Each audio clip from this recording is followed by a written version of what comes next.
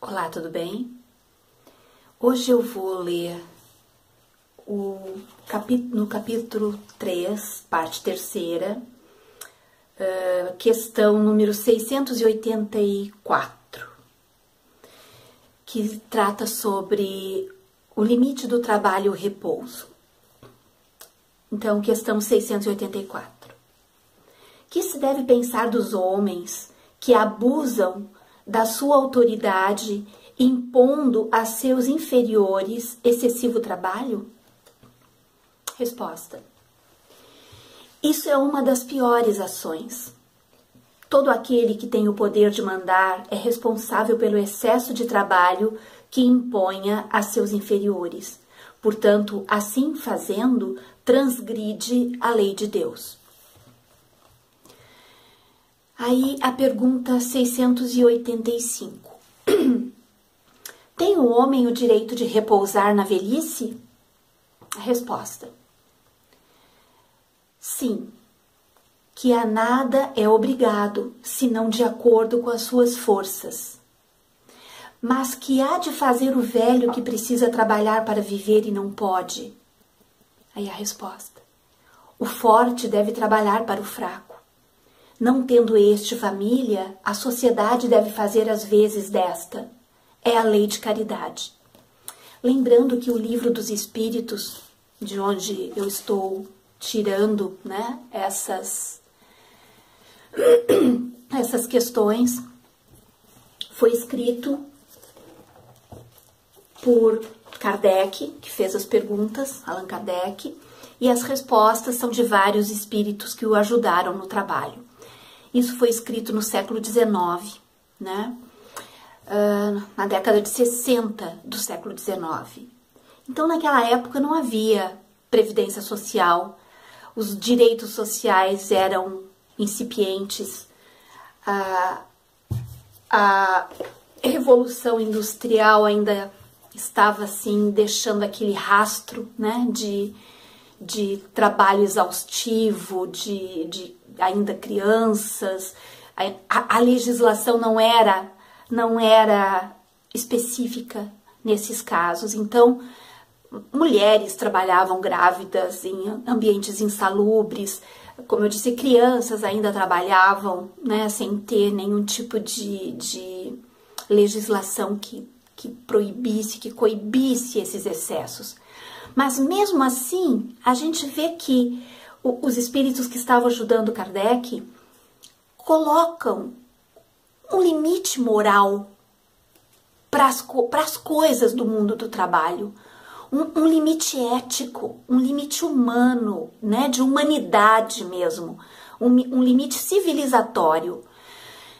E eu trouxe isso para a gente conversar, sempre lembrando que quando eu leio questões do Livro dos Espíritos, ou do Livro dos Médiuns, ou da Gênese, ou de obras póstumas, enfim, de qualquer das obras que fazem parte dos fundamentos, que foram as obras criadas, né, compiladas por Kardec, que fazem parte dos fundamentos da doutrina espírita, eu trago por uma questão didática mesmo, por uma questão de estudo, para que a gente entenda de onde saiu, como surgiu o Espiritismo.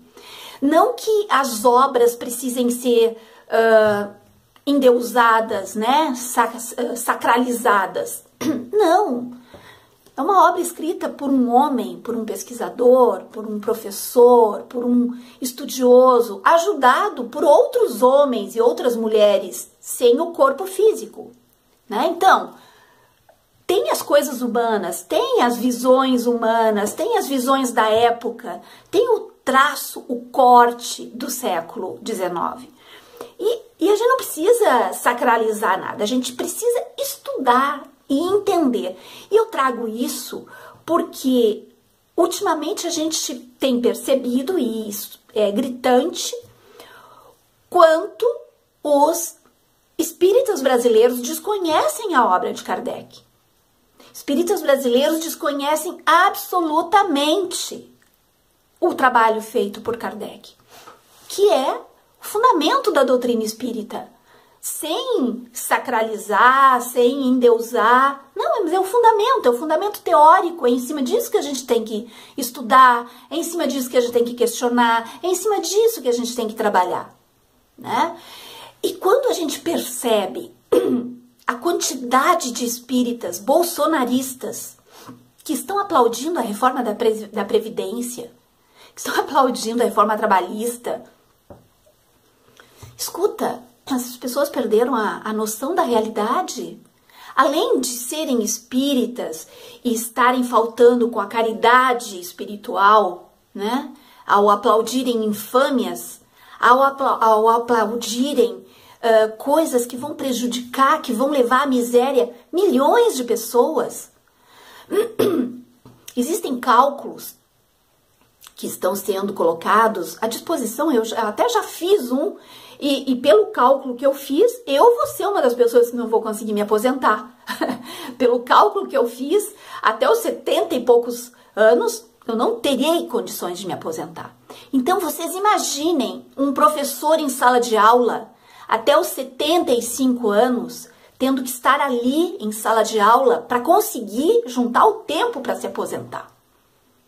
Vocês pensem, tentem ter um pouquinho de empatia. E assim, os trabalhadores braçais, o trabalhador da roça, o trabalhador do campo, o trabalhador de portos, os estivadores, os da construção civil, que trabalham com peso, que trabalham com carga. Como é que vão conseguir trabalhar até os 75 anos para poder se aposentar? É desumano, é totalmente desumano isso. É querer que as pessoas morram antes de se aposentar, né? As pessoas têm direito ao repouso, é um direito humano, civilizatório. Direito de descansar um pouco na velhice, de descansar, de tentar usufruir um pouco, né? De descansar no bom sentido, né? De usufruir ainda o que lhe resta de vida. Mas a gente percebe que tem espíritas que, eba, reforma da Previdência, que maravilha, né? Reforma trabalhista, que maravilha. Vocês perceberam o engodo que nós estamos vivendo de uma mentira atrás da outra? Uma mentira atrás da outra. Primeiro diziam que a reforma trabalhista iria trazer empregos, iria tirar o Brasil da estagnação econômica. Nada, nada. A previsão é de que na próxima década, se continua essa política que nós estamos vendo, com essas pessoas à frente, não, é estagnação total. Né? E agora prometem, então, que com a reforma da Previdência, isso e aquilo. Mas a Previdência da elite brasileira, daquele 1% da população que ocupa o topo da pirâmide, essa Previdência não vai ser tocada.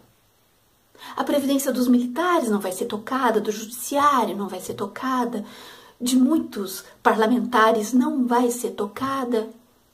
Então, que tipo de coisa é essa que só no povo pobre, só naquele assalariado, porque os ricos vão lá pagando a sua previdência privada, como fazem com os planos de saúde, e os pobres? Então, quando a gente fala que nós estamos vivendo um momento de necropolítica, é exatamente isso. São medidas que estão sendo tomadas que levam a população pobre à morte. Por falta de remédio no SUS, por falta de médico no SUS, por falta de condições de sobrevivência, por falta de salário, que não conseguem nem se alimentar. As pessoas vão morrer assim. E vão morrer sem se aposentar. Né? Nós vamos ver uma geração de pessoas idosas tendo que fazer bico, porque não vão conseguir emprego, vão ter que fazer bico, vender coisa, sinaleira, vender artesanato. Isso é um desmonte de uma civilidade conquistada a muito custo, né? O nosso país sempre tão atrás, sempre tão para trás em termos de civilidade, adquiriu durante uma década e meia um pouco de civilidade e agora nós estamos perdendo tudo isso, assim, dessa forma. E ainda vendo as pessoas com essa lavagem cerebral, com esse comportamento animalesco. As pessoas estão ficando detestáveis, estão ficando assustadoras. Assustadoras. Nesse meu canal, eu recebo às vezes comentários que me deixam chocada. E eu pergunto, será que são espíritas? Gente, é assustador ver o que está acontecendo.